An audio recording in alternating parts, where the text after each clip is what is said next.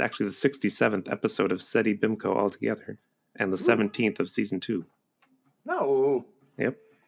Nice. Is there a particular special meaning about 67 to you? No, I just hadn't told anybody for a while what episode it was. What are we going to do for special episode 69? We're gonna go to song.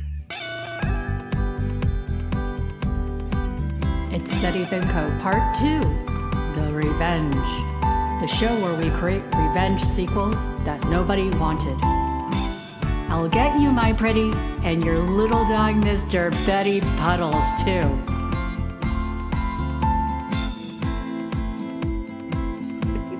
It's SETI BIMCO Part 2, The Revenge. And we're going to watch later. Did I say something? What? No. Oh, do later. I say where we craft revenge sequels for movies that never had them? Did you say crap? No. We create. Craft. Come on. Craft. Tim, we're a classy podcast. Kraft Cheese, our sponsor. No. Yes, we're going to watch Shriek of the Mutilated later on. And what we also do with these episodes, we pick a wildcard question. Oh, my ring. Where we find out which character from this movie would be most likely to do something.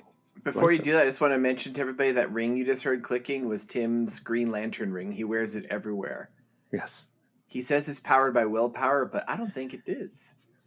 So, Shriek the Mutilated. We're going to... Shriek of the Mutilated. Shriek the Mutilated. Later, we're going to talk about which character from this movie would be most likely to... Oh, jeez. What? Too easy. Get mutilated? Shriek? Yeah. Well, most likely to wake up next to a dead body and not know what happened. I like that that's even a choice. That could be anyone. Oh. So before we go into news stories, because you shared some news stories, you always do, but the problem is that we do record quite a bit in advance. I know. And it happens a lot where people have already recorded them. But I was just listening to, at the time of our recording, the most recent episode, which was Fantasy Island. Pagan Island, that's it. I was like, I couldn't remember the name. And you actually kind of offhand throw out a great idea where you want to talk about things that are enraging you. I was going to say, we forgot to do that. We forgot to do that. And I was listening today, and I'm like, oh my God, we should totally do that because that's... So let's talk about what enrages us instead. Tim, do you have anything to go? I noticed you were quaking with rage as we started recording, so I figure you have something ready. What enraged me? How about the constant horns and fucking sirens coming on your end? That enrages me. You go. I know there's something. Right. I mean, that's the thing. I know, and like in that episode, we joke about how I was coming hot with something I'm super angry about. And honestly, today, I had a pretty nice day. What am I enraged about, though? Well, cancel this segment. No, because I got something. So Tim and I both live in the great borough of Brooklyn. And the thing about Brooklyn is there is a lot of people who live in Brooklyn, right? Yeah. And we live in a society, so to speak. And there's certain things you have to do in this society to make it tolerable for everybody. And there's a lot of stuff that happens with my neighbors sometimes. It's not so tolerable. There's a guy we like to call Drumbeat Pete who plays bongos. He's been doing this for years now. He has never gotten better. He has never tried any sort of rhythm. He just goes bop-a-da-boop-a-da, bop-a-da-boop-a-da, bop-a-da-boop-a, about that, and that's it. Does it all times of day and night. Can you play Can you play that famous song Popcorn? No, by Hot Butter. No, he can't, because he can't play any songs. He can only do bop-a-da-boop-a-da, bop-a-da-boop-a-da, bop-a-da-boop-a-da, and that's it. But that's not what's making me mad today. And then I have another neighbor who every morning at 8 o'clock just starts randomly banging on stuff for about an hour. Pans? Sounds like a hammer, maybe bricks. I think it might be Drumbeat Pete, the same guy, just banging stuff. Just being a dickhole. Like, don't do it at 8 in the morning. That's unpleasant to hear first thing. Yeah. Have to close our windows. If, like, my girlfriend, she sleeps until, like, 3 p.m., you know? That's hard for her. That's not pissing me off today either. I actually got a good start today because this guy started a little bit earlier. So, but, I ate 2 pages today. That's awesome. Here's what pisses me off. All right. Someone in my neighborhood has a little dog. And I know it's a little dog because of the little dookies that this little dog is leaving up and down my block. Are they shaped like upside down ice cream cones? Every my one dog of them does? No, they're not as special as your dog, unfortunately. Just little fucking little Hershey's Kiss turds that they're just leaving, and they're just not picking it up. You only So have one right person. outside. Well, I assume it's one side because it's all in one section. There's about 6 houses from my block to the corner, Mhm. and there's little shits in front of all of them. Wow. And right in front of my gate, you open my gate. I live in a brownstone. You step outside. There's like a little fucking turd right there, just waiting for someone to step in it. Are you sure it's not Now the I rats? should clean this turd up. Yeah, I mean, if this was Tim, if this was a rat, that'd be scary. It'd be a very big. It's a very small dog, a very big rat. Okay. Little fucking dog turd just sitting there. Like some asshole let them do it. Somebody who just is like, my dog's innocent and Lund's free. I don't like to put him on a leash. I also don't like to pick up after my dog. So Mhm. this is what's pissing me off. This person who Yes. left a little dog shit right where I'm going to step in it, almost certainly. And I could pick it up, but it's like, all right, like I said, we live in a society. It's Yes. not my job to pick up that dog shit. You took on I pick up the cat shits from my house. Hmm. No one else comes in to do that No one else comes in to do that. If I step in my cat shit, I mean, that sucks. that you know of. Wait, Tim. You know, like, we have had company. Do you think they're coming in and stealing little turds? Maybe. Is that theft? No. I feel no. like if I invited a guest over, It's only theft if And- it's the president, it's because they keep the president's poop. You know that when he travels, he poops in a special toilet, and they don't allow his poop to stay in the foreign country because you can find out things. That's true. I hope. Oh God. Why do you So they not have like believe a. that? Because if someone poops, they can be like, you got cancer, you got blood disease, you got what? That's you know, true. what do you eat? Do you like ham and butter sandwiches like- with poison? Well, it's like that we've talked about all since that was a reference to an I old know. episode of Sadie Bim I covered, gotta buddy, stop Dr. Cook's Garden. Since you're doing that, I'll throw in like I've talked about how when I visited my friends lived in the Czech Republic, they had little shelves in their toilets to examine. So they could check. Little We dudes. did that joke. Can't do the Yep. joke. So so you might be right. Maybe that's degrading. I would right there. That would disqualify me from being president. Well, they throw it away, but they don't leave it in other countries. Yeah, but I don't know. I don't want people looking at it. Except- So okay, that's except what's for- enraging me. Except for It's all England, they shit leave it in related. England. Yeah, because they're like, and that's where Boris Johnson came from. He's just Trump's turd. You can And solve this problem with the dog poop, though, George. I know exactly how.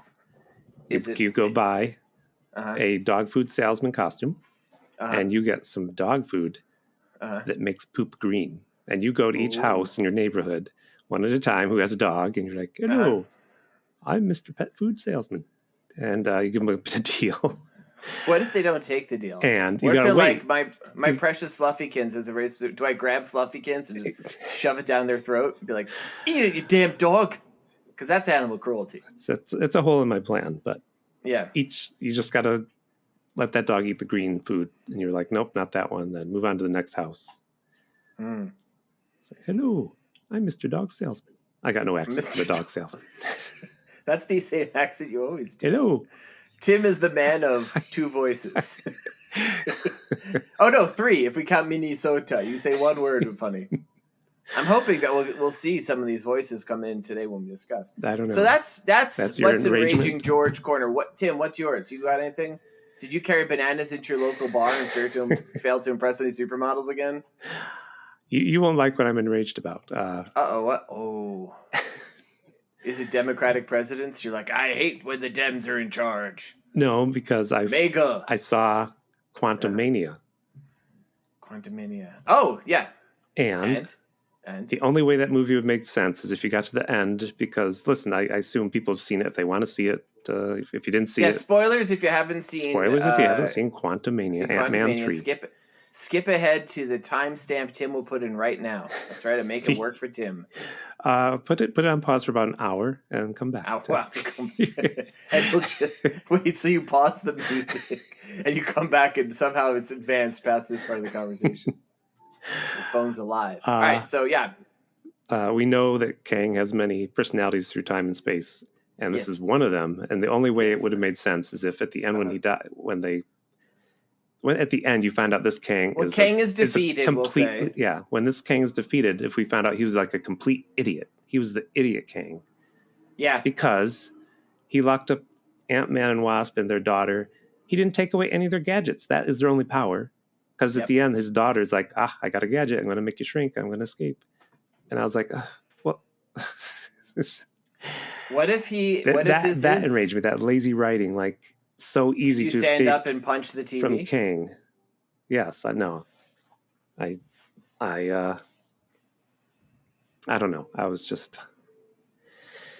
That's all. That's it. That's my arrangement. The news I wanted to talk about. No, the news article was the woman that won the Gloucester cheese race. Gloucester? Do you know this? You mean Gloucester? Is it? No, it's Gloucester, George. No, it's Gloucester. Gloucester. It's Gloucester. No. You Anglophile bastard. You should know better than that. It's Gloucester. Gloucester. All right, we'll say Gloucester. Maybe we'll get angry letters. There's a cheese race where there's a wheel of cheese. They roll down a hill and everybody chases it. You've never seen this? No. And the first person across the finish line behind the cheese wins the wheel of cheese. So it's a steep hill with grass. You can't see a lot of like the ground you're running on, and so people fall. And the woman who won, she fell, knocked herself unconscious, and won. So wait, she fell unconscious and rolled she woke across. up like she was running against such like infirm people because they these people competing for cheese. Cheese noticed like famously bad for the heart. Right. She still won, or did what I'm hoping? She fell and fucking ragdolled down the rest of the hill, unconscious, and was deposited over the finish line. No, because that's funny. Well, you see the video. I know. She's okay. The video's not funny because you watch a woman like smack her head on the ground. I love when we refer to visuals on this audio podcast. Anybody can look it up. Just type in Gloucester.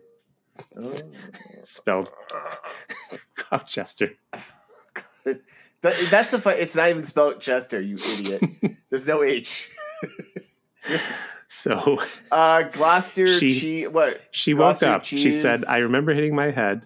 I remember hurting, and then I remember waking up in the tent." That's what she said. So she did.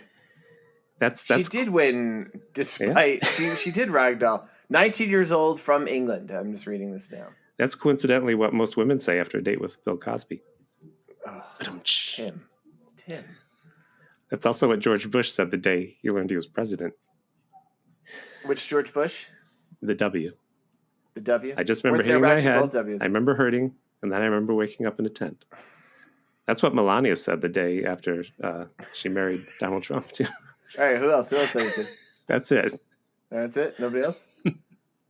I like that each one got slightly closer. Oh, I'm seeing her falling. Nice. Okay. I'm taking out my other enragement. I remember my enragement. Right. I wrote it down. Right.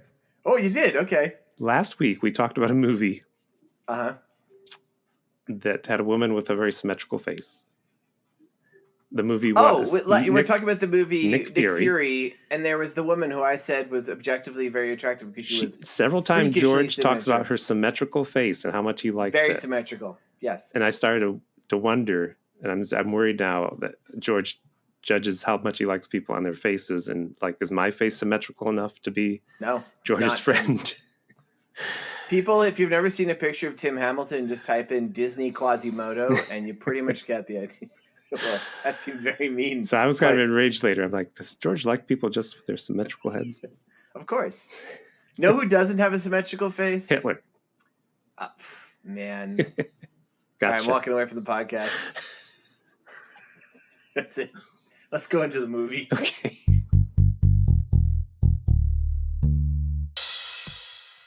All right. Shriek of the Mutilated. I picked this movie, and I'm going to sum it up real quick here. Some students at Fordham University, because that's where it was filmed. Yep. Go upstate with their wacky professor, Dr. Prell, so they can capture a Yeti. Upstate New York. Upstate New York. Yeah. But all is not as it seems. Ooh, spoilers, everybody. And if you're paying attention pretty much from the start, you're like, something's not as it seems here. Yeah. So... first impressions of this movie. So Tim has this tendency to find like kind of like outsider art films that are like like they're made outside the studio system. They're made outside of like most standards of filmmaking. Yes. And they tend to have like a lot of ambient noise and just like really long shots of people just like whatever the gimmick is. It's at a carnival. Oh, here's like a half hour of people setting up and taking on carnivals. It's a skiing thing. They'll be on. It's just like it just shows these things like hey audience, you fucking apes. Isn't this interesting? This movie, Tim, didn't really have that. This movie had a little bit, but it was a nice marriage between the sort of stuff that you normally pose and the sort of stuff that I normally bring, where I like to watch movies about, Yetis and werewolves, like horror films. George, did I get chocolate in your peanut butter? It was two great tastes that taste great together. Because I have to say, normally I hate your movies. I resent having to watch them. I sometimes don't watch them until the last possible second because I hate them so much. Sometimes I watch them over the course of days to break it up. This one was like, I actually kind of dug this. Yeah, I enjoyed this. Yeah. And again, if people have listened will know that this is a theory I float. Like there's kind of an invisible line of when movies are intolerably bad and when they're like fun bad. And that line is definitely 1970. And when Tim finds a movie from the 60s, it's invariably like it's got no dubbing. It's just garbage. It's like a low grade headache. And then this movie, 74, it was like, even though like none of these actors apparently ever acted again. No, I don't think so. Like there were some good performances. There were some not good performances. But like the guy Prell, that guy had some screen presence. He reminded me of the mayor from Jaws. He was trying. Yeah, and like there was some performances being handed in, and like it was more enjoyable. There was also some of the most amateurish crap we've ever seen, and we'll talk about that. Yes, including the opening, which I thought I was in for a real Hamill boner. Yeah, I know. Where it was like it's an overexposed black and white shape, and when I say shape, like it's just like. It's kind of like if you've ever seen a photo of an actual Yeti or a Bigfoot, and like I use let's say I did air quotes there. Like it's always like a blurry photo, like of a blob. Like this is like the video equivalent of that. And the typography was blurred. Yeah, even the type was blurred. That was weird. And it was just like they were just showing like these kind of images. Like something was moving. There might have been trees. It might have been a woman skipping in a skirt. It was really hard to tell what was going on. Yes. And it was I'm just like, oh, this is gonna be crap. And that part ends very quickly. It was just the credits. And did you read this, Tim? That is arguably, allegedly, the only part that was actually filmed by the supposed director of this movie, Michael Finlay. Yes, I read that. Yeah. Because he had a nervous breakdown while filming the opening. after the first day, like he had a nervous breakdown opening day of filming. Right. Went off to a local hospital where they shot him up full of Valium. And then the producers of the film called in his estranged wife, Roberta Lindley, who was, I guess, serving as the cinematographer, even though she wasn't on set. And she supposedly directed this whole film. Mm-hmm. And she went on to direct lots of porn. Well, they did a lot of... Which I'm surprised. Another thing with Tim's is there's a lot of nudie cuties. There is not. Tim, so many of your movies are softcore porn / nudie cuties. Like virtually all of them. 2. Like the Pagan Island is a nudie cutie. The one we just did. Art films. No, they're not. They're just. Tim likes to look at like films from the '60s that feature vaguely naked women. And he's like, yeah, she's like 92 years old now. Yeah, that's right. Yeah. Yeah, they did a lot of exploitation movies. They did a movie called Snuff. Ooh. Yeah, about a snuff film. Yeah, we'll get back to that. I got some good quotes. I did a little bit of looking into him. Did you read about his camping trip he went on? I don't know. No, I don't think so. And the only thing he brought was Shamrock Shakes. He bought out the whole McDonald's. Well, that's so weird. Like definitely years before Shamrock Shakes were invented, he actually went and he's like, he's the guy that pitched it to McDonald's. They existed in the 70s. Hey, McDonald's, did they really? Yes. This guy, okay. What are you talking about? So, I don't know. Tim, it's always like people I never know what he's saying is true. Because you say lies all the time. And then I'll listen to these episodes when they finally air like 3 months from now, and I'll sit there with my phone up and be like, Michael Lindley Shamrock Shake. And then that's on my Google search history. And they're like, everyone's like, why? Well, so why Shamrock Shakes, Tim? And I want to remind people we're not recording this day. We're near St. Patrick's Day. We both have Irish blood, but it's not a defining characteristic of us. Why Shamrock Shakes? It was just a predilection he had. Just a with the color green. You notice there was no green in this movie, and there's a reason for that. You're right. There is not much green. No.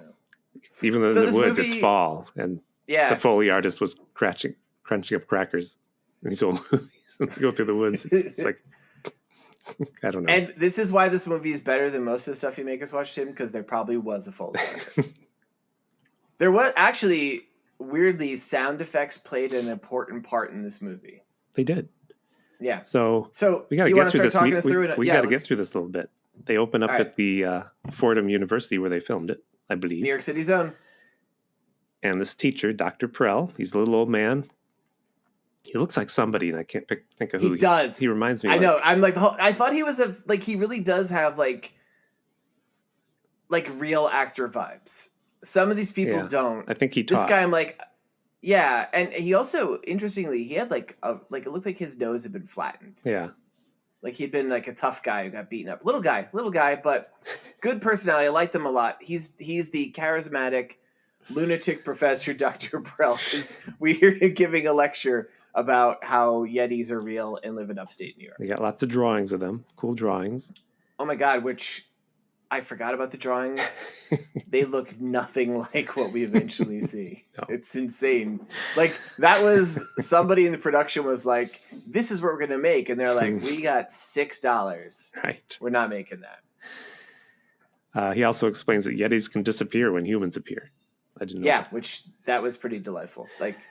And I'll tell you, Tim, as a guy, and me, I'm speaking about myself, as a guy who spends an inordinate amount of time listening to Bigfoot podcasts. Oh no.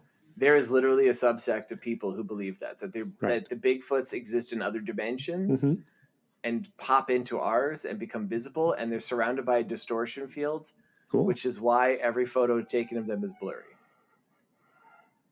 Gotcha. Now you know. Now I know. So this is where it started, presumably this movie. So Dr. Perel is talking to nothing. I just thought I should have lots of things to say about that, but going down a bad road. You can't really. I mean, that's why it's dangerous. It was going to be Kennedy. When I listened, of course it's going to be Kennedy. This is a Zapruder film, right? Yes. And let me guess. Wait, Tim, were the Osmonds behind the Zapruder film? No. Was it Pat Boone? That's why only film we have of his assassination is so blurry. Never mind. Let's go on. That's good. My joke is going nowhere. Keep it in, everybody. Keep it in. All right. So Dr. Perel is talking to his 4 students. Did you get their names? Yeah, there's Keith. You're testing me. Yeah, Keith Henshaw is his star student. He's going to go have dinner with. Yeah, he's like the typical sort of blonde Nimrod we get in all these fucking movies. Karen is just there was some time this was considered charismatic, I guess. Yeah. Karen is his kind of girlfriend who's mad at him for going out with the teacher. Karen Hunter, I call her Daphne. And Tom Nash, who plays piano badly later on, if you want to remember. Yeah, Tom. He's the guy who's looking for action. He's like, think we'll get any action up in the woods, Doc? Hey, you like the fuck? Yes, so to set up the movie, the teacher says, we're all going to go up to this cabin and find this Yeti. There's one more student, my favorite. There's one more student, the Velma of the group, Kelly. Oh, that's right, with big giant glasses. Giant glasses. That's what they wore in the 70s. I get, again, talking about that line. People in the 60s look like dumb idiots. And like her, it was a very 70s fashion. I'm like, I like that look. Way to go, Kelly. Do you like that Kelly, look? I can't read my own last. Kelly Lynn. All right. We'll talk about those glasses later. Yeah, we will. But they're going to a party. Well, first, they're going camping to go find the Yeti. And then they're going to go to a party. I know. Yeah. But I'm getting through this. Yeah. But Keith, the blonde Nimrod, I guess our hero. Yeah. Dr. Perel's like, can you come to dinner with me? Yes. I have a special restaurant I want to take you to. And there were no Shamrock. Never mind. There's no Shamrock Shakes here because I know Tim's obsessed with those this week. So everybody else goes to the party. And they're playing that music. Which they're playing a song, which, Tim, did you like the music? Well, here's the thing. I kind of like it, but not for. It's not for a party of college students. Do you think people I would play liked that? the music. Yeah. Well, It's a let's famous just song. describe this party. I'll insert it right This here. party sucked. It was wet. It was it was bright lights. It's popcorn. There was a lot of booze, which I give them that. Every single person there was wearing a turtleneck. It was hilarious. Like, this is what I picture. Like, if my parents ever went to parties, this is what their parties meant to look like. But they had popcorn.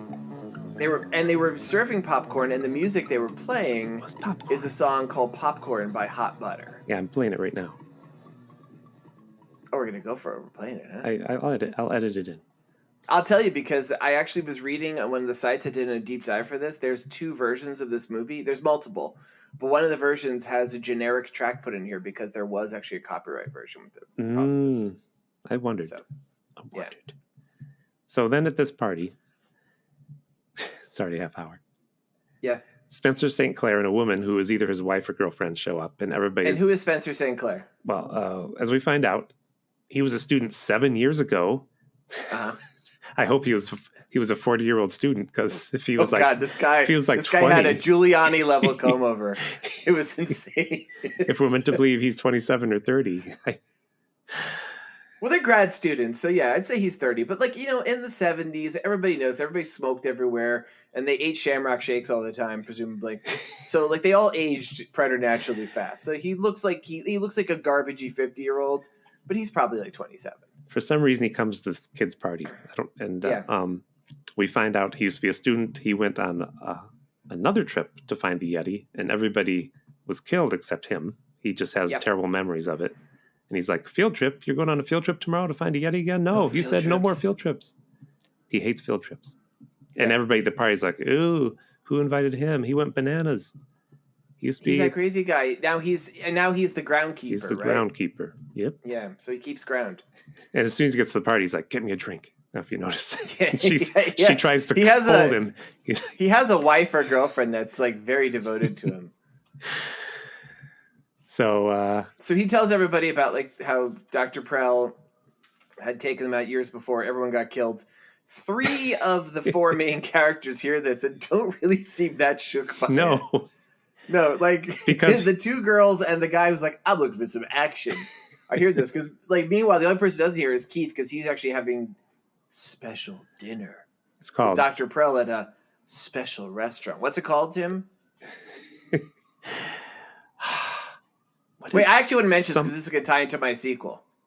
They're at this special restaurant. He's like, and this is Keith, the quote unquote hero. Yeah. Wow, Doc, this is a great place. I can't wait to take my girlfriend Karen here. Oh, and I'm the doctor. Yes. Oh, Keith, I don't think you should take her here. This is a place for people with sophisticated palates. Let me order for you. And he flags down the waiter in a kind of snotty way, to be honest. Yeah.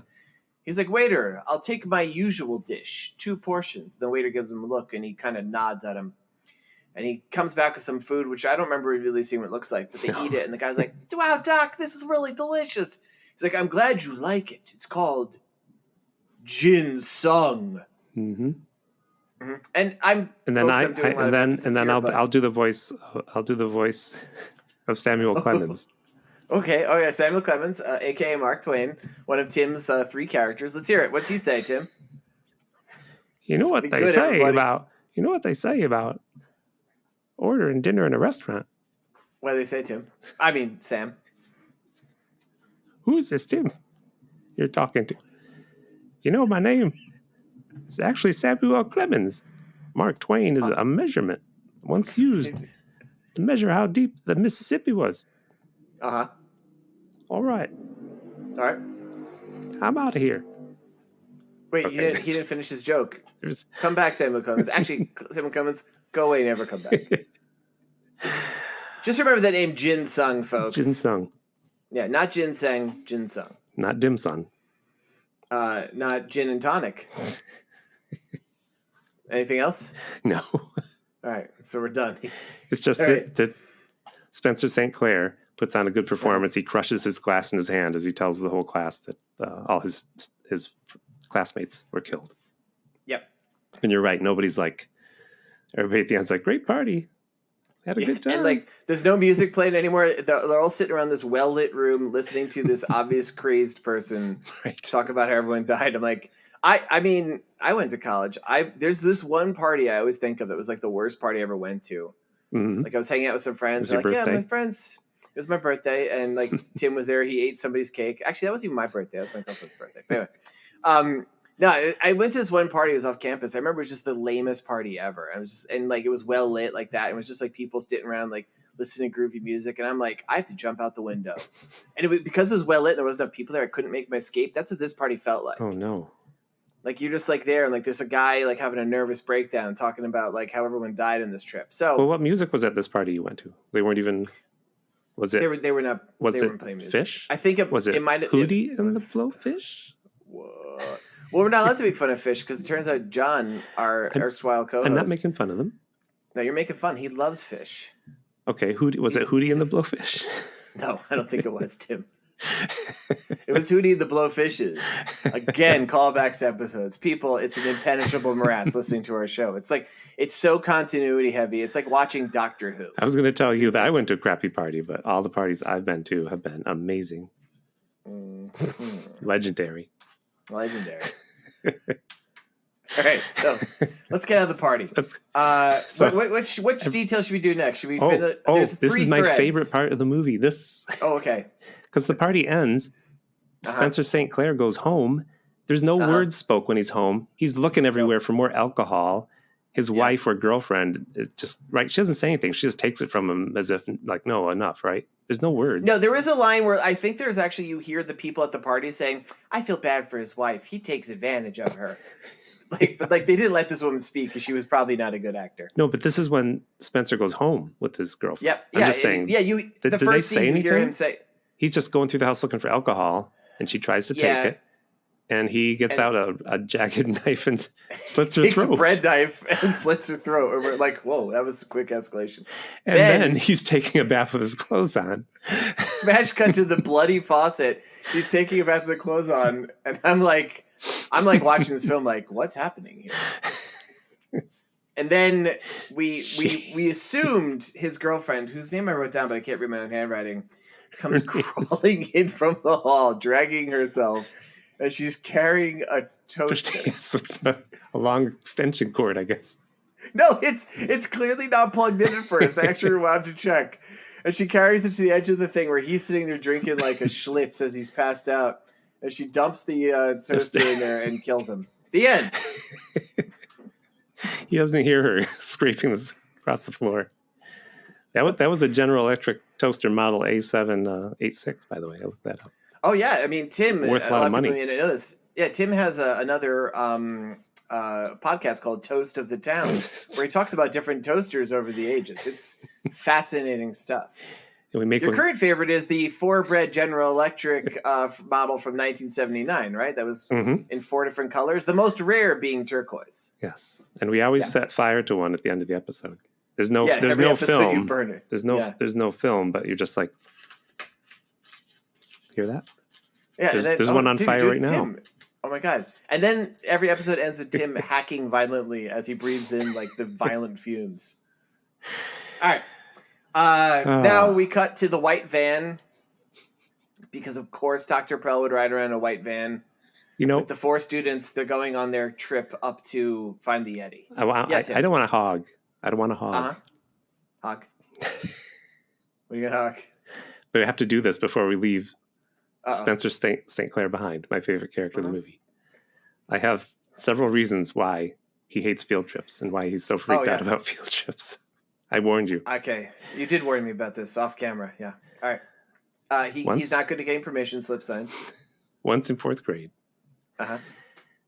his class went to the bathtub museum, and all the kids were told not to bring any toasters with them. But of course, Spencer snuck in one to make some Pop-Tarts during the tour, and it fell in the giant display bathtub and electrocuted Mr. Mittens, the museum's dolphin mascot. Oh, that's weird to name a dolphin without hands Mr. Mittens, but I mean, I'll just chalk it up to this place is weird anyway. All right. He has fins. All right. Yeah.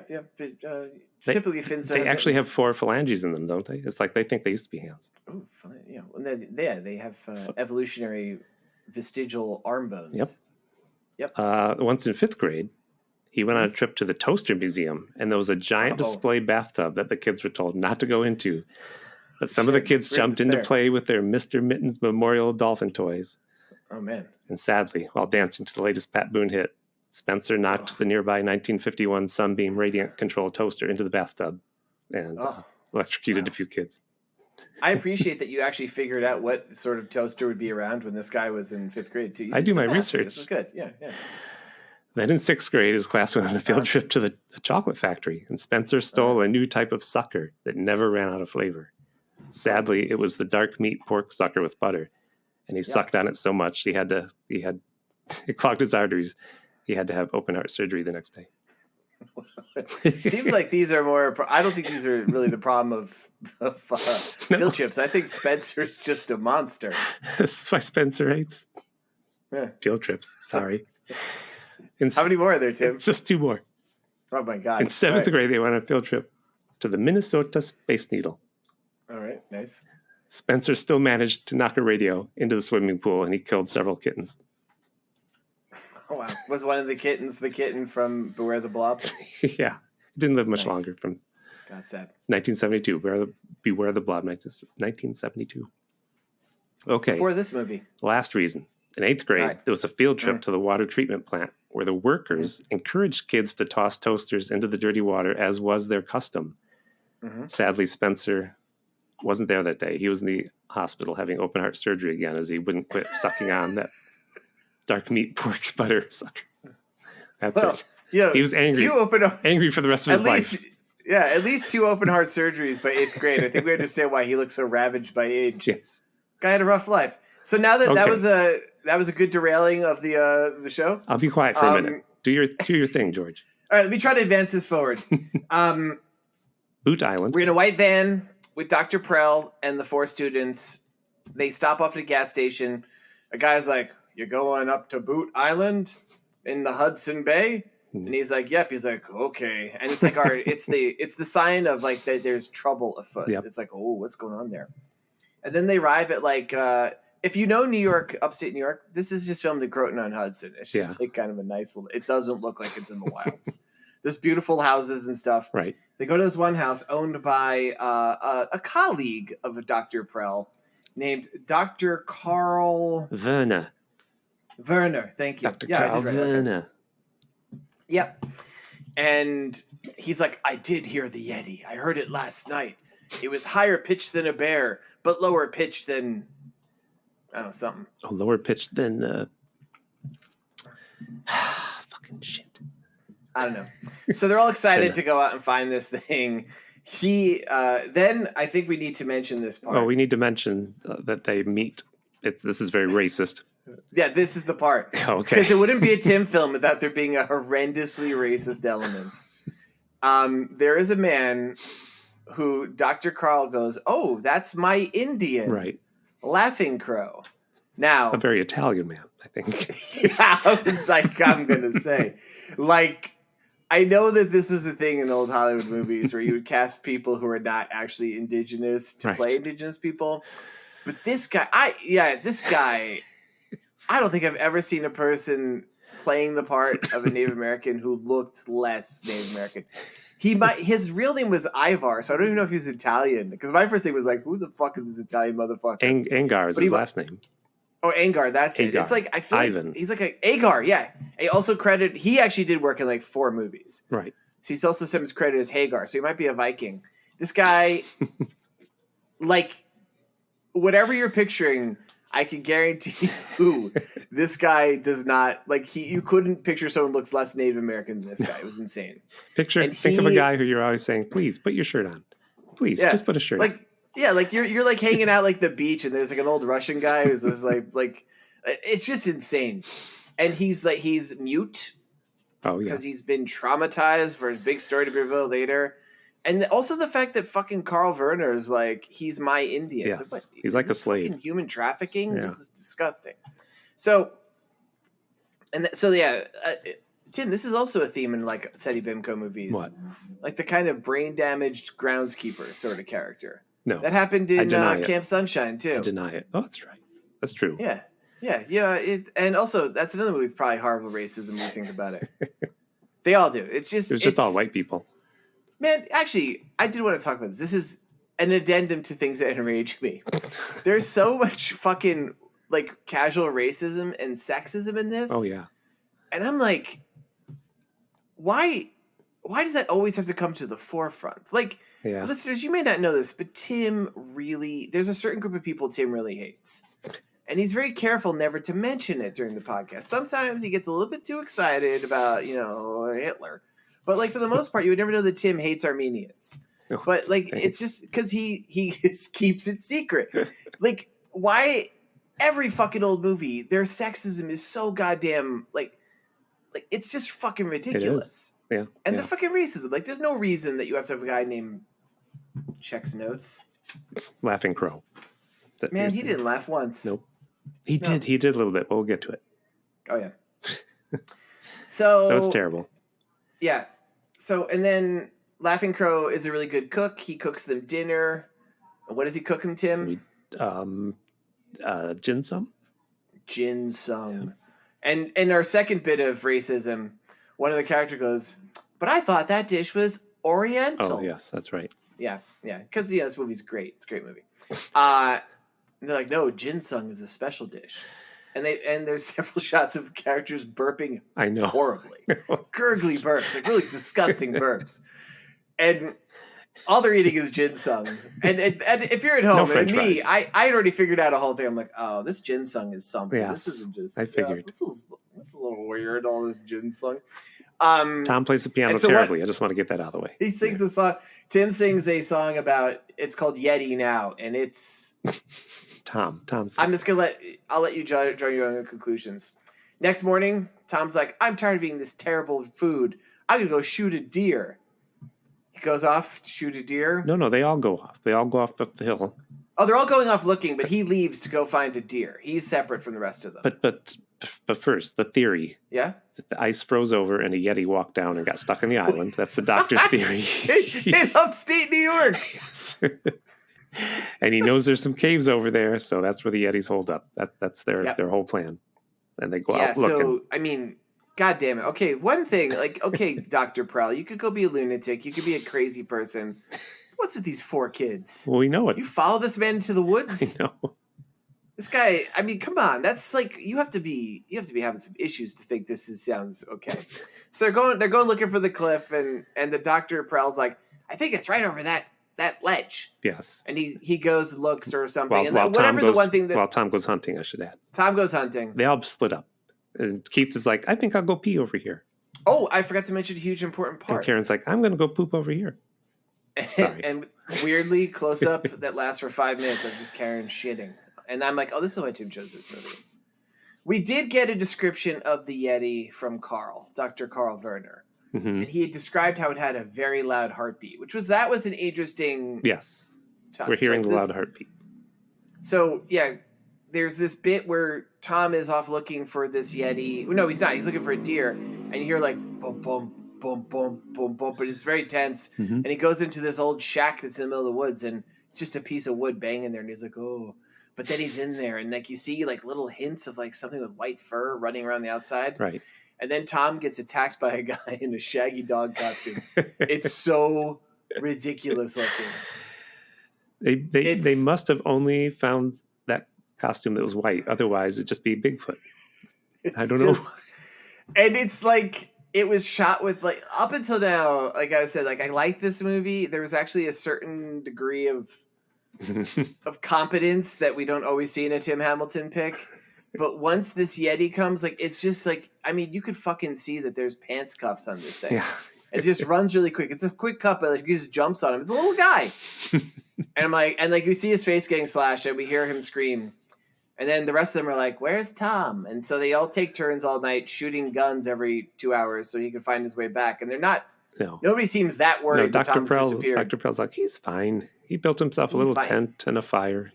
He's an experienced woodsman. And one of the girls is like, if he's an experienced woodman, would he get lost? And I'm like, good thinking, lady. Now get the hell out of here because this guy's clearly a lunatic. So then next morning. They go out looking and. What? Yeah. Well, only some of them go out looking. I think, Because the girl, Dr. Prell goes out. Karen is like, something's going on. I'm going to go look for him. She's she's like you say, very sexist and emotional after this. Yeah.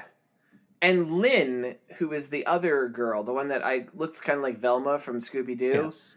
she was kind of maybe almost sort of dating Tom.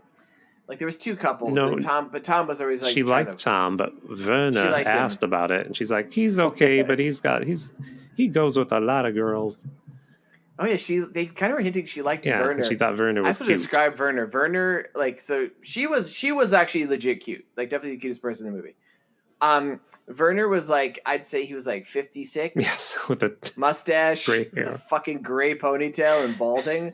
I'm like, that's never been I'm sorry if you're listening and that's what you look like, but you've had 56 years to come to grips with what you look like. You're not model. You're probably not meeting hot co-eds in the wilds of upstate New York and bagging them. But they have this sexy moment. And she's like, well, I'm going to go for a walk or something. And she goes into the greenhouse, sees something. We don't know what. Oh, yeah. Screams, runs off like an idiot into the woods, drops her glasses like Velma Dinkley from Scooby-Doo. Gets her foot stuck in the one random rock. It's just it's just woods. Yes. And there's like two rocks next to each other. Somehow gets her foot stuck in there so bad she can't get unstuck. And like it's like you had to really work. And then like the Yeti falls upon her and gets her, presumably. Yeah. They edited out a lot of stuff with her. Like she had a hard time with rocks. Like, that was the extended version I saw. And but you're forgetting before that they did find Tom's leg. Yeah, who does? I forget. Who found Tom's leg? Was it the Karen, other girl? Because I think she does the big scream. Yeah, his big severed leg is just there. So now, and then they hear Lynn dying. They come back and they find her dead.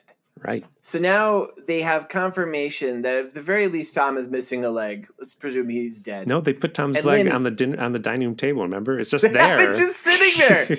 Just his leg wearing a shoe and pants is just sitting there. He left the pants on. And they're discussing this. Now, nobody, at no point are they like, we should probably call the police. They do. They're just like, but he pretends the phone's not working.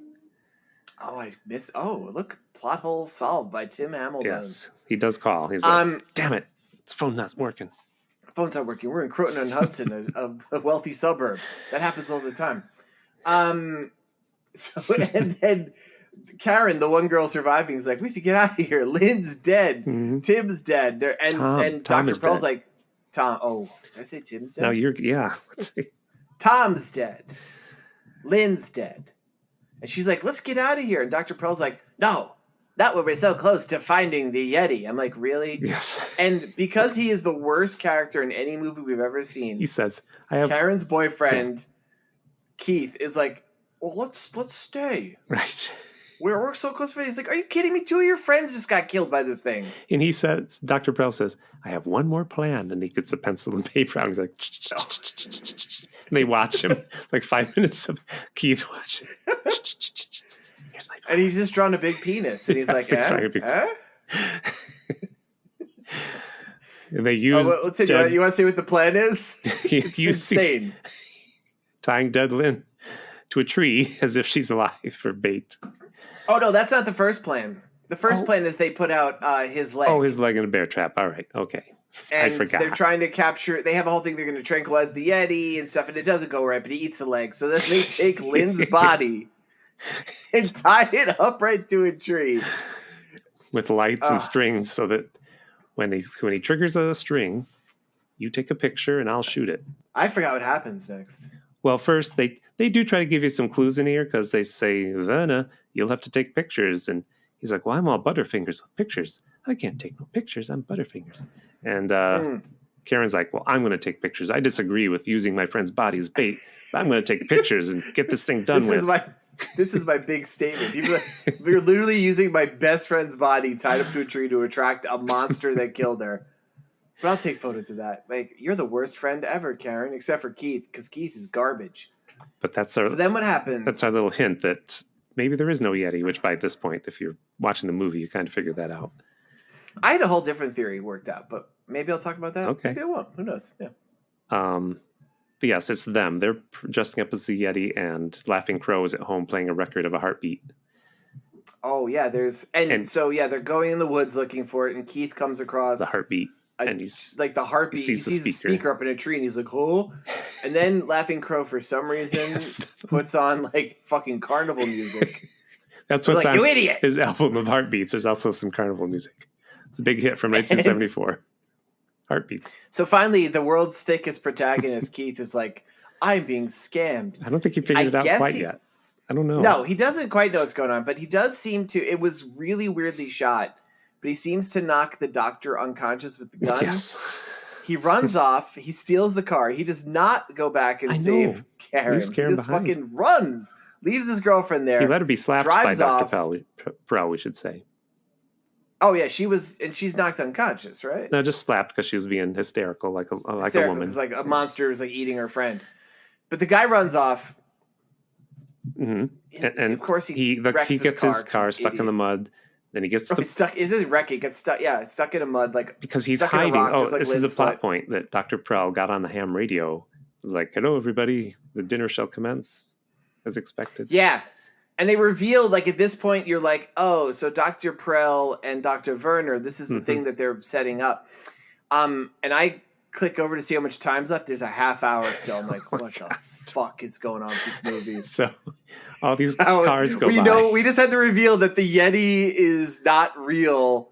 It's these two fucking jokers. It's a Scooby-Doo. And then there's like this. This whole movie is such a fucking Scooby-Doo. Well, with a little bit darker than Scooby-Doo tends to go. But he gets to the police after all these guests go up to the mansion. Mm-hmm. It's like, yeah, it's a long line of guests. It looks like a funeral procession. And the police and anyway, there's some more racism with the guests from around the world. Oh my god! So we see the other people. Do we have to say? Do you remember it was called like the Charcuterie Gang or something? Yeah, Charcuterie. Turns out they're like an old cult. There's a vaguely French word. I don't remember what it was. They were called the Tomfoolery Charcuterie Gang. Tomfoolery Charcuterie. Yes. There's one guy whose name is something like Mugabe, who is like, picture the most horrendously stereotypical racist depiction of an African you can. Yes. And that guy's there. And then there's like, African I'm pretty sure there was the kid from like Indiana Jones and the Temple of Doom. Yes. He was there. And his mom. Not Short Round, the little prince that whips Short Round. Like that kid's there. Who else? Well, the rest were white people, but yeah, but some of them were wacky. So it's like the secret club that meets and eats people, and there's drama involved. For every 7 years, Satalia. What's how you say it? Saturnalia. Saturnalia. That's what they're celebrating. Yeah. Yeah, which I'm like, I will say that's not Saturnalia was celebrating. And there's a whole thing where they have to, they could kill some of the people outright and eat them. And by the way, everybody, ginseng, it's people. It's people, just like Soylent Green. Yeah, ginseng is that's actually Chinese for Soylent Green. Did you know that? I did know that. Yeah, that's not true at all, though. I made you admit to something that's a lie. No, I'm trying to and you. Oh my god. It's an hour. I'm trying to yes and. Yeah. Keith is so stupid. I'm checking my notes. Keith only now realizes there is no Yeti. Oh, he comes in with the police after we find out all that. He's like, "Yep, you guys are crazy. You're cannibals. They're trying to eat us." He throws his shirt off of his jacket. He's like, "I'm taking you in." He's like, "Wait, why am I doing this? You're supposed to do this, copper." And the cop's like, "Listen, kid, I'm on their side." Yep. And yeah, everyone's in on this. They're all like this weird cult that eats people. Mm-hmm. Oh, we forgot to mention this. They actually literally scared Karen to death while he was gone because like it was part of the cult thing that she had to not have bruises on her. Yep. So there's the most ridiculous daylight scene of a person wearing a Shaggy Dog costume running towards the house. And he makes his noise like when he like it's so stupid. Comes through the window, and then she's hiding in the bathroom because this Yeti is so small and ineffectual. A bathroom door stops it. But she opens a secret cabinet in there, and Laughing Crow's Laughing Crow, the quote-unquote Indian, is there and just kind of frozen, like he's supposed to be a corpse. But then he starts moving like he's got a knife, and then she dies. Yep. So, without a backstory. The big hero comes back. He interrupts the procession. They seem to stab him into unconsciousness with this fork. Weird. And then he wakes up, and he's wearing his sweater, but there's little red spots on it. Like they just but little tiny ones. But like last we saw him, like all the people at this banquet, like 20 people following him, stabbing with forks. Right. And then they're like, and it revealed the reason he was the star pupil of Dr. Prell was Prell wanted him to be the guy who takes over his chapter of the cannibalism cult. Mm-hmm. And they wheel in the body of his girlfriend, Karen, and Laughing Crow holds up an electric meat knife. Yep. And for the first time in the movie, this guy who we were told couldn't speak, he goes, "Well, Keith, you want white meat or dark meat?" Yep. And brings the knife down to the end. See, ironically, the name of the album with the heartbeats, it was called "Do You Want White Meat or Dark Meat?" That's all he was saying. Yeah. Okay. So it could have just it depending on what the album, it could have been. He could have said, "Well, Keith, blood, sugar, sex, magic," Right. Yeah, or Sgt. Pepper's Lonely Hearts Club Band. He could have said anything. What was that other song? With Popcorn by Suck Hot My Butter. Kiss? No, Ooh. no, Tim, the are other you song. coming on to me? The other song. Tim, we do this off camera. Come on. My face is not symmetrical enough for you. I know. That's true. Fucking lumpy headed freak. I have to get some plastic surgery if George is going to remain my friend. Said, Can I tell you really quickly the story of Michael Finlay, the director? I guess so. Why not? It's a 2-hour podcast, So this is- people. Yeah, it's a long one. It's a long one this week. I'll make my revenge sequel short. It's okay. So Michael Finlay and his wife Roberta became they became well-known fixtures in the New York nudie cutie, transitioning into porn. kind of like porny films, but they were always very violent porn, right? Oh, I didn't know that. So you found out. Stuff. Yeah, apparently that's why he did the one called Stuff Film. In fact, I have some fucking insane quotes from his ex-wife.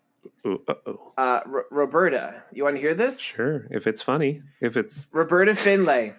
Michael wasn't really interested in making dirty films. He just felt this compulsion. I think what he really wanted to do was murder women. So he did it on film instead. Without the films, he would probably have killed women for real. He was a troubled person. Actually, he was a big coward. So he probably wouldn't have followed through. Is that real? Yeah, I found this fucking insane. And then she adds later, personally, Mike was a very sweet guy, but he had his demons and was very crazy. He had a lot of problems. All his brothers were the same. His older brother was a psychologist who once told me, the only difference between me and the mental patients I treat is the desk that I sit behind. I blame their mother, a crazy Irish woman. Ooh. This is from the website, the Rialto Report, which has interviews with her. Now, did you hear how this fucker died? Yeah, helicopter accident. Helicopter accident. Okay, he was apparently a super neurotic guy. Mm-hmm. Was plagued with, we already heard about it. He got dosed up in Valium. He, towards the end of his life, in about 77, he'd invented a new type of 3D camera that worked really well. It was making its premiere at Cannes, the film festival, and he was going to fly out from New York to go there. He was terrified of flying, and in a moment, he was on this real upswing in his life where people were saying he got stuff together. Yeah. In order to get over this, he decided to take, apparently there was a helicopter service that would fly you from the Pan Am building, Oh, yeah. which is a skyscraper right behind Grand Central, That's in a movie. to JFK. It was like a 15-minute ride. Helicopter lands there. It's a big Sikorsky helicopter. There was 21 people going on. 4 people had gotten on, including the 3 people in the crew, when suddenly one of the legs of the landing gear just buckled. The thing collapsed. Oh, no. And he and 3 other people were chopped to ribbons by the blades. On top of the building? The blade on top of this Pan Am building. Oh. The blade shattered and flew all over Manhattan. Oh. A woman 2 avenues away was killed. No. Other people were killed, not killed, hurt 3 avenues away. It's Wow. this crazy fucking story. Oof. Yeah. Ouch. But then the stuff with his wife, that's also insane, right? It is.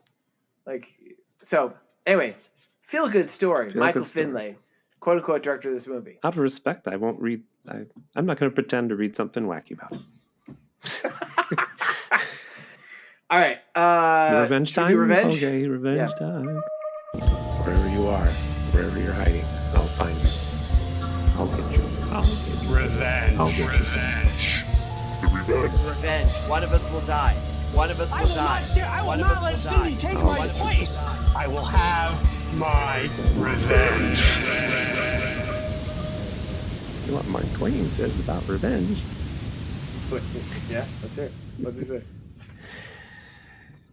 It's a dish. You better dig 2 graves, one for the person you're killing and one for yourself. It's me, Mark Twain. That's it. Tim, that was your worst impression yet. So, All right. revenge. The wild card question. Wild card. Who is most likely to wake up next to a dead body and not know what happened? Which we all know, right? I mean, come on. I mean, I assume it's Keith, right? Because Keith never knew what was going on. Keith is a fucking dumb as a rock. This movie could have very easily been Keith next to dead Karen, not realizing for most of the movie. I don't even think we need to, because we did go long, I don't even know if we need to elaborate on the story. I think that's just a plain fact. He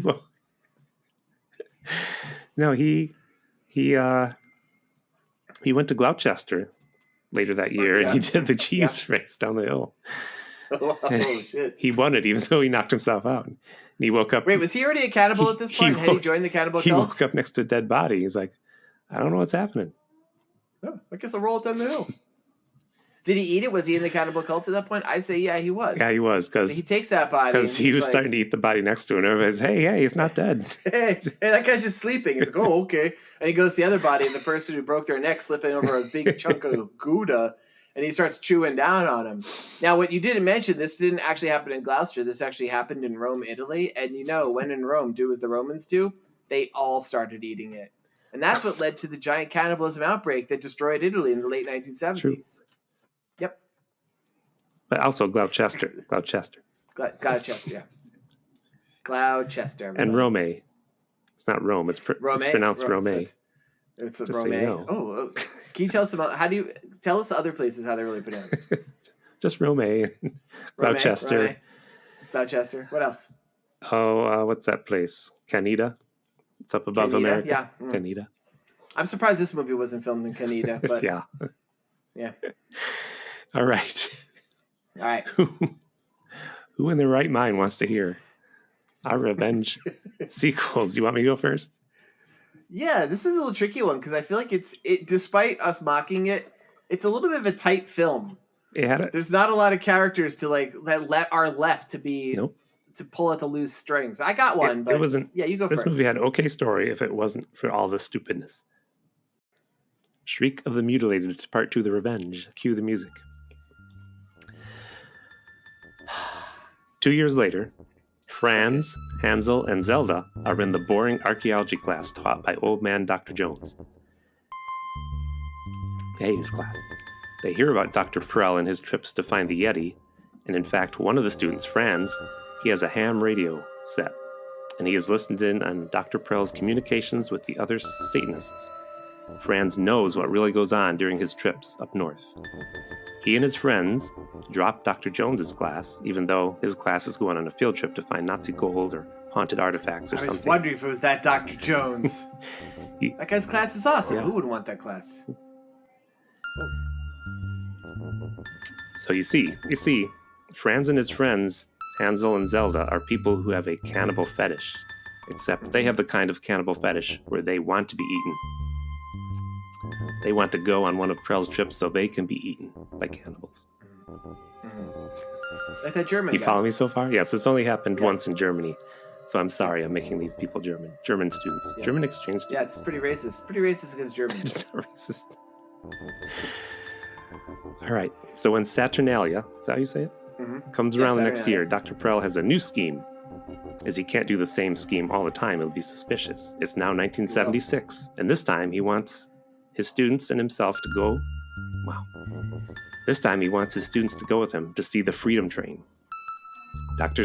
Perel explains that there's a secret car in the Freedom Train, and they're transporting the Ark of the Covenant, and they're going to steal it and use it for evil purposes. Franz and his friends know that the Satan cult don't want willing victims, so they have to pretend they don't know what's going on and play along.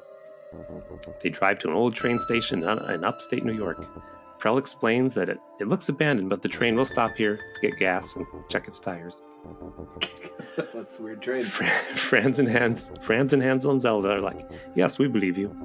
So they settle into a large house near the old train station, and Dr. Perel tells them, because he was very bossy in the movie, Perel tells them to take baths.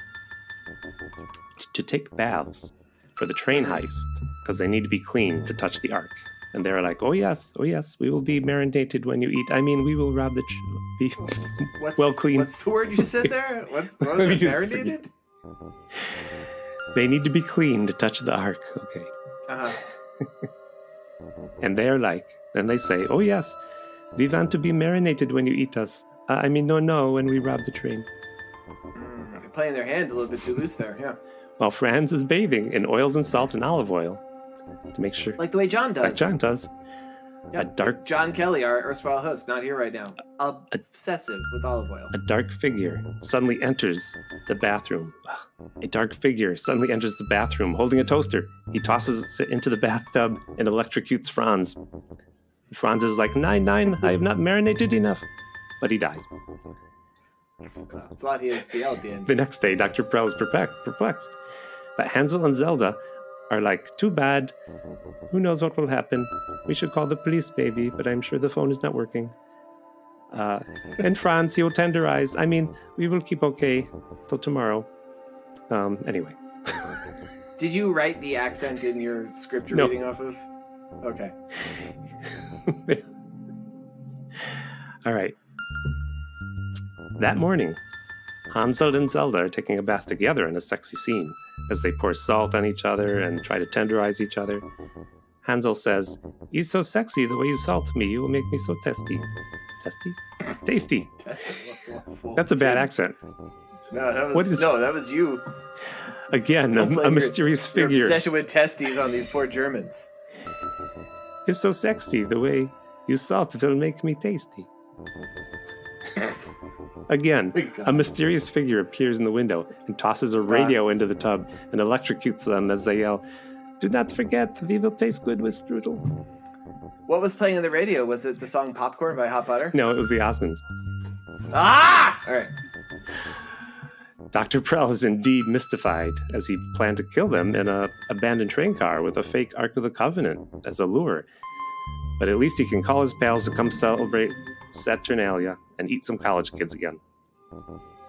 As Dr. Prell cleans the frog pond out back to prepare for the party, a man with a toaster on a long extension cord comes at him. It's Spencer St. Clair.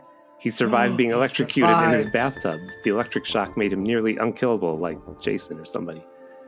Yeah, that works. Thus, he planned his revenge against Dr. Prell for ruining his life and turning him into a groundskeeper when he really wanted to become a toaster repairman. He tosses the toaster into the frog pond, killing Prell and his pet frog, Mr. Mittens. Wow. So the last scene is Spencer St. Clair looking at the latest newspaper, which has a headline about an archaeologist having a shootout with neo-Nazis on the Freedom Train. And Spencer St. Clair wanders off into the woods with his vintage Sunbeam Model V2TU toaster. And this movie is called Yeah. Shriek of the Marinated. Oh, that's so awful. Sorry that was so long, everybody. So, to add to the things that enraged me, you bringing Indiana Jones into this, my favorite movie, being besmirched with this crap. And I liked this movie, kind of. So, all right. So, I'll keep mine shorter. You don't have to. So, no, I've got it because you gotta. So, like I said, this movie's a little weird because it does tie up. Most of our characters are dead. Cue the music. Except for the rest of them. Yeah, cue the music. Most of our heroes, quote unquote heroes, are dead. Spencer's dead. His wife's dead. 3 out of the 4 kids are dead. Dr. Prell's still alive. Werner is still alive. All the various terrible ethnic stereotypes in their group are still alive. And we don't really know about Keith. Well, I'm just going to tell you. Keith does indeed join the Cannibal Cut. In case you're wondering, he went for the dark meat. Yeah, Eats some thigh. with some It's butter? disgusting. He eats his girlfriend's. Yeah, he put in some butter. His favorite sandwich is butter and ham. Yeah, but he's like, yeah, I guess legs are like ham, so he has that. Smash forward 7 years later. It took a while to get the funding. Also, we know that they do this, they rotate every 7 years.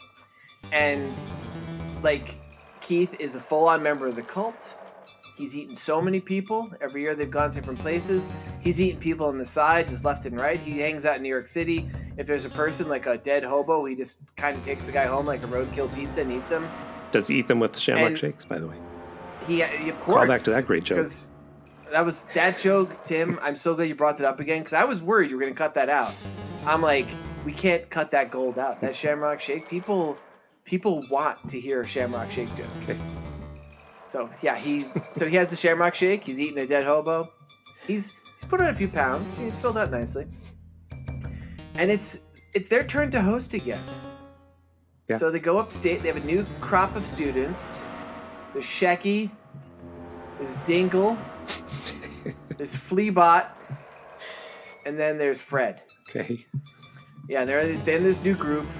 And they're not really worried about finding a nice person to replace. Keith's still a young guy. Mm-hmm. But this is the big baton handing. He's like the teacher's assistant. Right. And he's working with Dr. Pearl. Dr. Pearl's looking to retire, you know? He's got the gout from eating all those people. He's like, it's time to pass along to this thing. So they go up. They don't stop off at the restaurant, famously this time, where we're first introduced to the wonder food that is Jin Sung. They go up to their little place. They arrive. Carl's dead. Carl. Oh, There's footprints. Werner. Carl Werner, the guy whose house. There's weird giant footprints leading away into the woods. And they're like, wait, is there a real Yeti? And they kind of almost cracked. They almost revealed to the four students, Shecky and Dingle and Fleabot and Fred, that this is all a sham. Because they're like, it's real. They're like, well, yeah, that's the whole reason we're up here, Dr. Pearl. He's like, no. So they go hunting for this Yeti. And they kind of they're so worried, they call in the other people from their murder cannibal cult in early. Mm-hmm. So there's offensive African stereotype, offensive Indian stereotype. Offensive. There's an Irish guy who's always drunk and doing jigs. There's an Italian guy who has coarse body hair. What other stereotypes are there? There's a French guy who's very snooty. There's a Canadian guy who keeps saying, I'm sorry. Kaneda. Canida, you're right, because we learned that's how you pronounce it. There's a guy from Gloucester, and he's always rolling cheese at people. Tim, one by one, these people keep turning up dead. Mm. And all evidence points to, it starts spreading out from Yeti.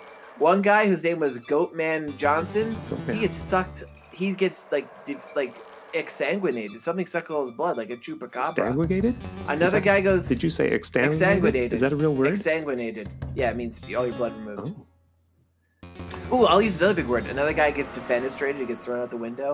They see weird footprints in the window that look like they might belong to a Mothman. Another guy's swimming in the duck pond, and he gets sucked under by two humps on a creature. It's like the Loch Ness Monster. It's like a fucking weird, killing spree. But no, it's weird. What is weird? None of the students are dying this time. Shecky's fine. Fleabot's fine. I forgot the other names. Are they the Fantastic Four? Dingle. No, that would have been good though.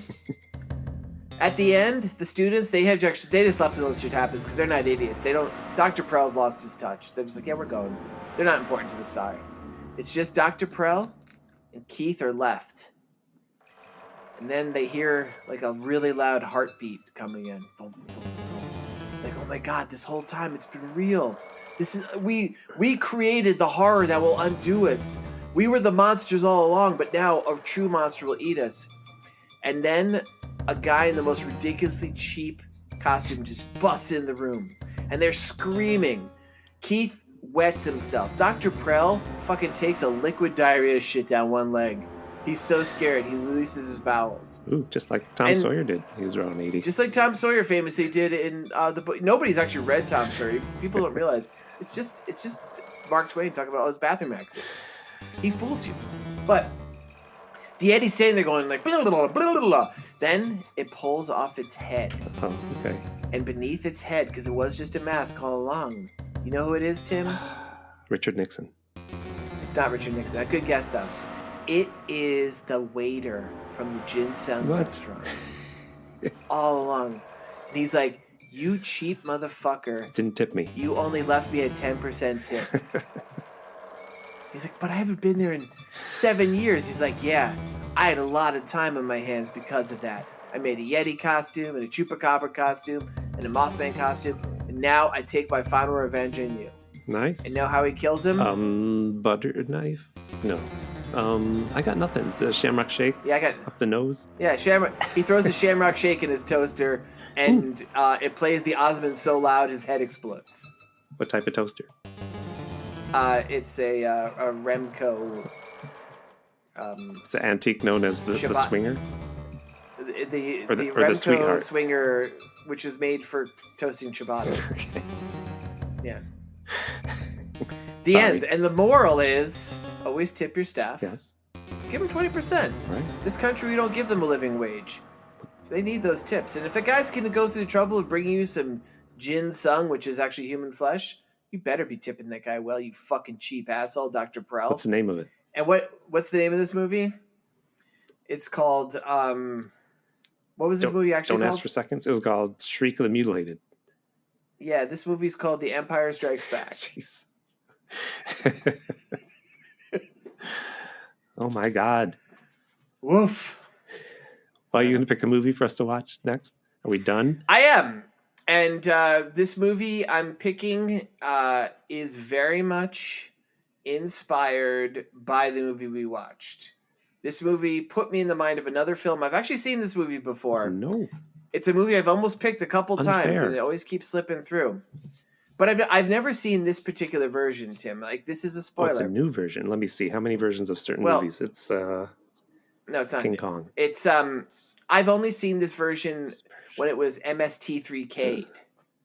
It was a movie that was featured on Mystery Science Theater. So this will be my first time watching it as an actual movie, Okay.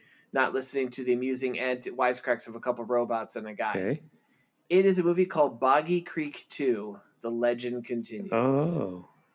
It's on Tubi in, for some reason, 2 different versions, but they both seem to be the same thing.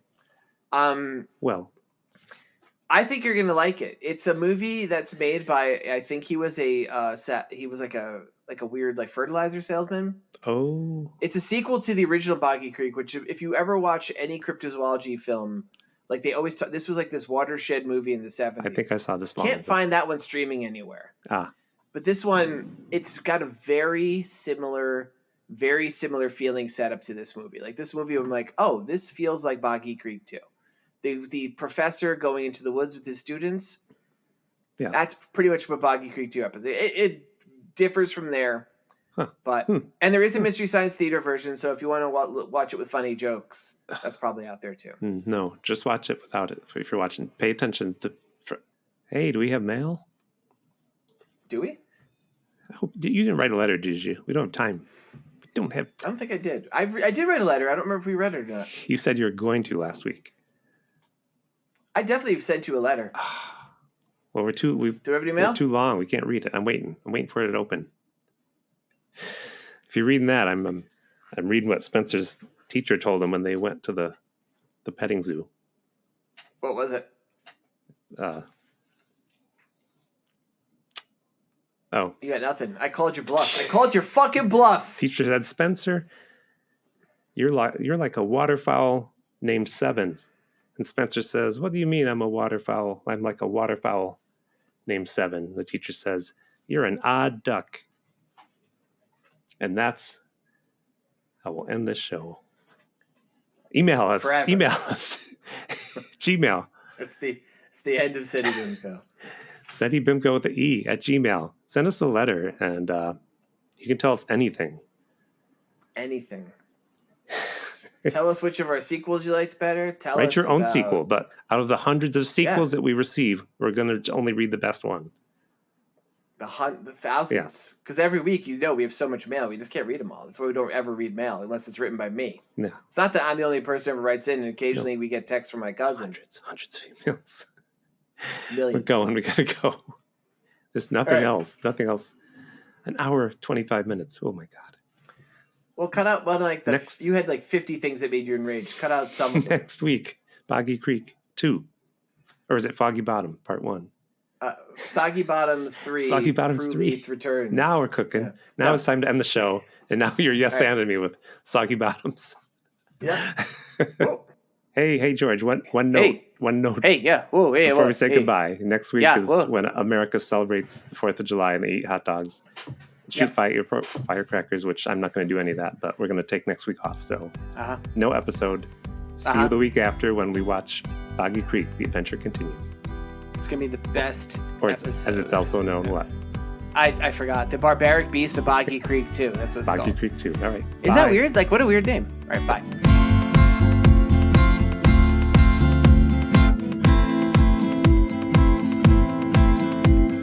This has been a Pity Party Line production. Party line, it's a party line.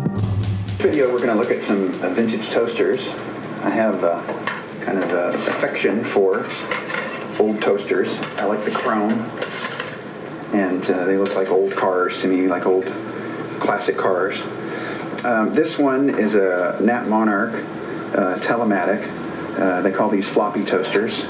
This was manufactured probably in the early 30s. A friend of mine got this at a yard sale for $2, and it was in pretty bad shape. The cord was a disaster.